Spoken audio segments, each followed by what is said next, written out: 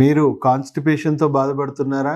మలబద్ధకం అనేది చాలా తీవ్రమైన విషయం. మనం ఇది నెగ్లెక్ట్ చేస్తే 3 పూట్ల తింటున్నాం, అట్లీస్ట్ 1 to 2 times అన్న మనం విసర్జించాల్సిన అవసరం కూడా అంతే ఉంది. కాన్స్టిపేషన్గా ఉండిపోవడం వల్ల మనకి ఎన్ని ప్రమాదాలు వస్తాయో మీకు తెలుసా? బాడీలో చెడు బ్యాక్టీరియా అనేది ఎక్కువ పెరిగిపోతుంది, మంచి బ్యాక్టీరియా తగ్గుతుంది. అంటే గట్ ఇంబ్యాలెన్స్ అనేది, గట్ సింబయోసిస్ అనేది క్రియేట్ అవుతుంది.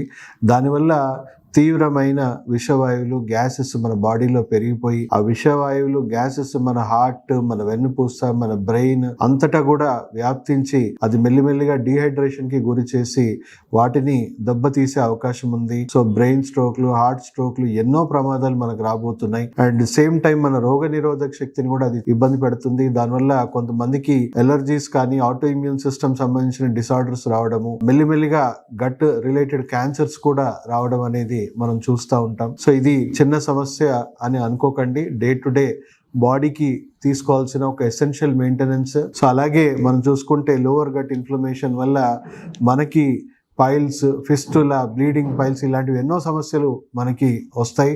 ఇది నివారించడానికి, మన జీర్ణకోశాన్ని ఆరోగ్యంగా ఉంచుకోవడానికి, మలబద్ధకం లేకుండా ఉండడానికి మనం తీసుకోవాల్సిన దినచర్య మనం సరిగ్గా పాటించాలి. ఫస్ట్ థింగ్, మనము డీహైడ్రేషన్ అవ్వకుండా డైలీ కనీసం 3 to 5 లీటర్స్ మన బాడీ రిక్వైర్మెంట్ తగ్గట్టుగా వాటర్ తాగడం అనేది చాలా ఎసెన్షియల్. అప్పుడప్పుడు మార్నింగ్ లేచి గోరువెచ్చని నీళ్లు లేదా నిమ్మకాయ కానీ, తేనె కానీ కలుపుకొని మనము తాగడం వల్ల కూడా కాన్స్టిపేషన్ అనేది ఈజ్ అవుతుంది. ఫైబర్ కంటెంట్ కూడా చాలా చాలా ఎసెన్షియల్. సో ఖచ్చితంగా డైలీ మనం తినే ఫుడ్ తో పాటు లంచ్ కి ముందు, డిన్నర్ కి ముందు సలాడ్స్ తినడం అండ్ అప్పుడప్పుడు బ్రేక్ఫాస్ట్ మానేసి ఓన్లీ ఫ్రూట్స్ తినడం, ఫైబర్ ఇంటేక్ పెంచడం వల్ల కాన్స్టిపేషన్ ఇష్యూస్ చాలా మటుకు తగ్గిపోతుంది. అండ్ డైలీ కొంత ఫైబర్ అనేది మనం యాడ్ చేసుకోవడం చాలా ఇంపార్టెంట్. సో మనకు ప్లాంట్ బేస్డ్ ఫైబర్ ఇసాబ్గుల్ అని చెప్పేసి మెడికల్ షాప్ లో దొరుకుతుంది. ఖచ్చితంగా డైలీ ఒక స్పూన్, ఒక గ్లాస్ గోరువెచ్చని నీళ్ళలో పడుకునే ముందు తాగడం వల్ల మనకి చాలా మటుకు కాన్స్టిపేషన్, గట్ లైనింగ్ అనేది చాలా హెల్తీగా మెయింటైన్ అవుతుంది.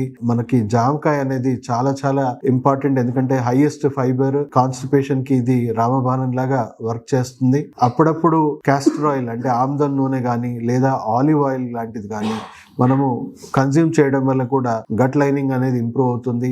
సో తప్పకుండా ఈ కాన్స్టిపేషన్ ఇష్యూస్ ని డే టు డే మనము ఎప్పటికప్పుడు మనం చూసుకోవాలి. మోషన్స్ వచ్చిన ఆపుకోవడము ఇలాంటివి అస్సలు చేయకండి. దానివల్ల ప్రాబ్లమ్స్ అనేవి క్రియేట్ అవుతూ ఉంటాయి. న్యాచురల్ గా వచ్చినప్పుడు డెఫినెట్ గా మనం ఎంత త్వరగా మోషన్స్ ఇవాక్యుయేట్ చేసుకుంటే అంత మంచిది మన ఆరోగ్యానికి.